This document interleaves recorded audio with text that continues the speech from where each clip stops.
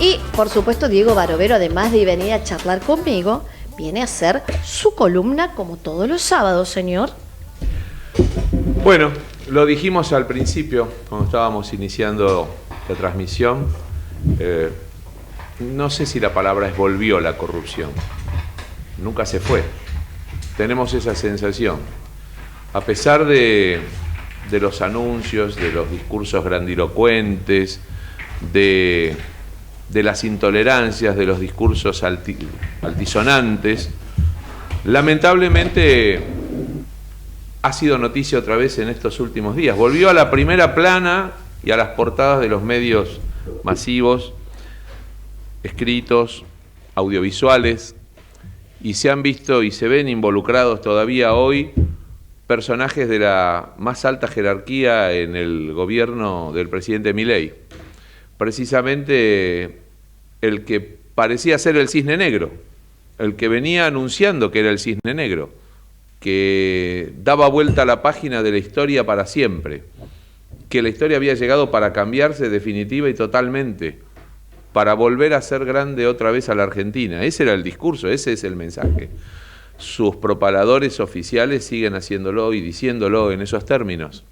En las redes sociales arden, la gente está pasando un pésimo momento económico. Digo la gente, yo también. Los que vivimos de nuestro trabajo, de nuestra profesión, de nuestra vocación, mucha gente ha aceptado el sacrificio de estos meses en cuanto a limitaciones de recursos, a hacer sacrificios, a restringir sus gastos, a llevar a cabo la vida que estaban acostumbrados o que pretendían llevar, y sin embargo decían, bueno, pero si hay recortes que signifiquen de alguna manera una puesta a punto para salir adelante y arrancar económicamente y pensar en un horizonte de desarrollo, había gente dispuesta a hacerlo, lo ha hecho, lleva este gobierno más de 1 año y medio de gestión. Ha tenido una actitud tolerante, ha encontrado una actitud tolerante, permisiva por parte de la oposición, teniendo pocos legisladores. Sin embargo, el presidente ha insistido con vetos, con observaciones a leyes aprobadas en el Congreso, porque siempre antepuso el discurso de la eficiencia y de la necesidad de proteger el equilibrio fiscal. Y sin embargo, la economía sigue asentada en lo mismo, en recortes y en endeudamiento externo que pagarán generaciones de argentinos que hoy están estudiando, si pueden, que hoy nacen a la vida, han nacido hace poco y van a quedar endeudados. Los temas relacionados con lo financiero están indisolublemente ligados a la historia argentina. Hemos hablado muchas veces del empréstito Baring, con el que la Argentina, que todavía no se llamaba Argentina, las Provincias Unidas se endeudaron en tiempos de Rivadavia, allá en los primeros años de la década del 20 del siglo XIX, y que fue un empréstito que se pagó varias veces porque el capital se gastó, se pagaron comisiones, es decir, coimas, estamos hablando de lo mismo, coimas, y los servicios financieros, es decir, los intereses, se siguieron pagando por muchas décadas. Y se renovaban, y venía otro gobierno que finalmente decía, no, tenemos que honrar estas deudas. Con la sangre y el sudor de nuestro pueblo tenemos que pagar la deuda porque si no, no seremos creíbles, no seremos confiables en los mercados internacionales. Pero cuando saneemos nuestras cuentas y saneemos la economía, vamos a despegar definitivamente. Lo dijeron muchos presidentes, lo dijeron muchos políticos.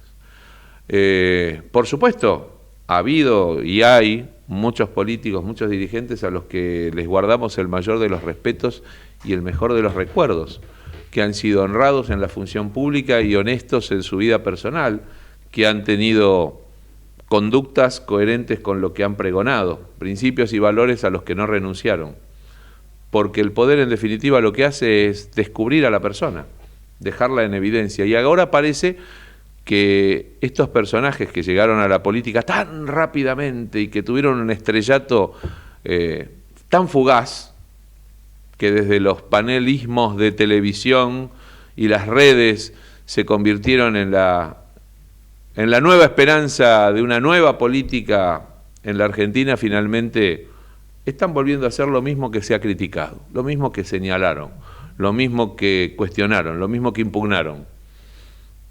El escándalo va a seguir y creo que va a llevar varios días más y va a haber más novedades y hay comisiones parlamentarias para investigar y hay causas judiciales y está el Ministerio Público y están los fiscales para impulsar la acción que nos traiga la verdad, que descubra la verdad, pero que por una vez y para siempre, además de la verdad, se haga justicia y que aquellos que han usado del estilo de vida y de la forma de vida de los argentinos y que han abusado de la tolerancia y de la paciencia, entiendan que errores podemos cometer todos, pero lo que es imperdonable es la mentira. En este mismo micrófono, y acá tengo un testigo que no me va a dejar mentir, Javier Martínez, el operador histórico de Comedios, alguien de mi más entrañable amistad, pero un maestro, Enrique Vázquez, denunciaba, fallecido hace un par de años, denunciaba muchas veces a la casta, pero él lo decía bien.